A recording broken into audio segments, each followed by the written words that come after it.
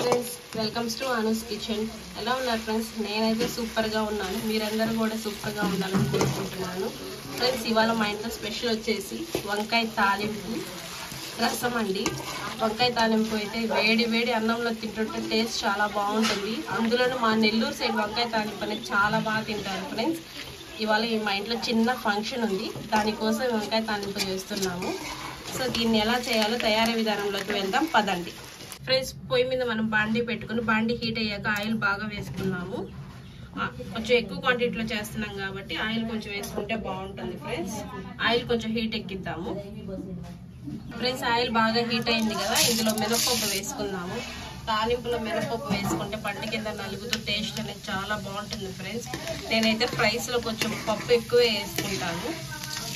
ఇలా పప్పు బాగా వేగనిద్దాము.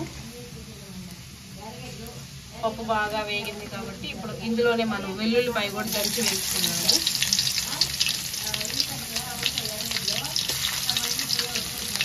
వెల్లుల్లిపాయ వేసుకోవడం వల్ల కూడా టేస్ట్ బాగుంటుంది. ఫ్రైస్లో ఈ రెండు మెయిన్గా వేసుకుంటాము.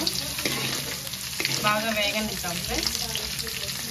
కదా పప్పు మినపప్పు బాగా వేగిపోయింది, వెల్లుల్లిపాయ కూడా వేగింది. ఈ టైంలోనే మనం వంకాయలన్నీ వేసి పెట్టేసుకున్నాం. ముందుగా తరిగి నేను ఉప్పులో వేసాను ఫ్రెండ్స్. ఉప్పులో నానబెట్టుకోవడం వల్ల ఆ వంకాయలు అనేది మనకు నలుపు అనేది ఉండదు. సో వంకాయలు బాగా వేసుకున్నాము. ఇందులో వేసుకొని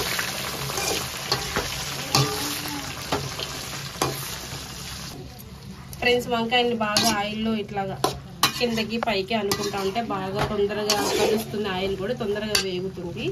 ఈ టైంలోనే మనం సాల్ట్ కూడా వేసుకున్నాం ఫ్రెండ్స్. నేనైతే ఒక స్పూన్ వరకు సాల్ట్ వేసాను, సరిపోతుంది. ఒకవేళ సరిపోతే మళ్ళీ అయినా మనం అడ్జస్ట్ చేసుకోవచ్చు. ఉప్పు తక్కువైనా పర్వాలేదు, కానీ ఎక్కువైతే మాత్రం అసలు తెలియలేం కదా ఫ్రెండ్స్. సో ముందుగానే చూసుకుంటూ ఉండాలి ఉప్పు విషయంలో మాత్రము. ఫ్రెండ్స్ ఈ టైంలోనే పసుపు కూడా వేసేసుకుందాం. నేనైతే ½ టేబుల్ స్పూన్ వరకు పసుపు వేసుకున్నాను. ఇవన్నీ వేసుకొని కొంచెం సేపు బాగా కలిపేసుకొని మగ్గనిద్దాం ఫ్రెండ్స్. చూసారు కదా ఇలా.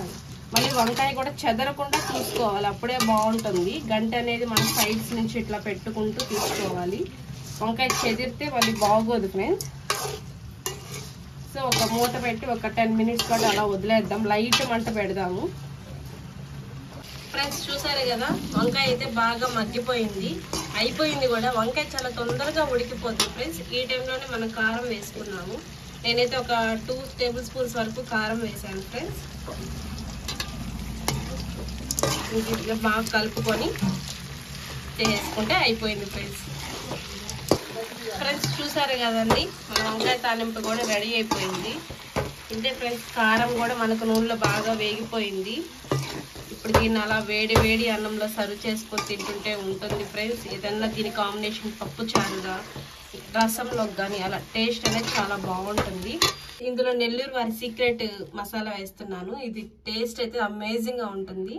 శనగల ఫ్రెండ్స్, శనగల పొడి చాలా బాగుంటుంది ఇది. దీన్ని వేసుకొని అలా కలుపుకొని తింటుంటే ఇంకా టేస్ట్ చాలా బాగుంటుంది ఫ్రెండ్స్. శనగల పొడి వేసుకుంటే ఏ ఫ్రైలో అయినా చాలా టేస్ట్ బాగుంటుంది, టేస్ట్ మారుతుంది. తినేటప్పుడు కూడా మనకు చాలా టేస్ట్గా ఉంటుంది. ఫైనల్గా దీంట్లో కొత్తిమీర కూడా వేసేసుకున్నాము. అంటే ఫ్రెండ్స్ మన వంకాయ తాలింపు అయితే రెడీ అయిపోయింది. నా వీడియో కానీ మీకు నచ్చినట్లయితే లైక్ చేయండి, షేర్ చేయండి, సబ్స్క్రైబ్ చేయండి.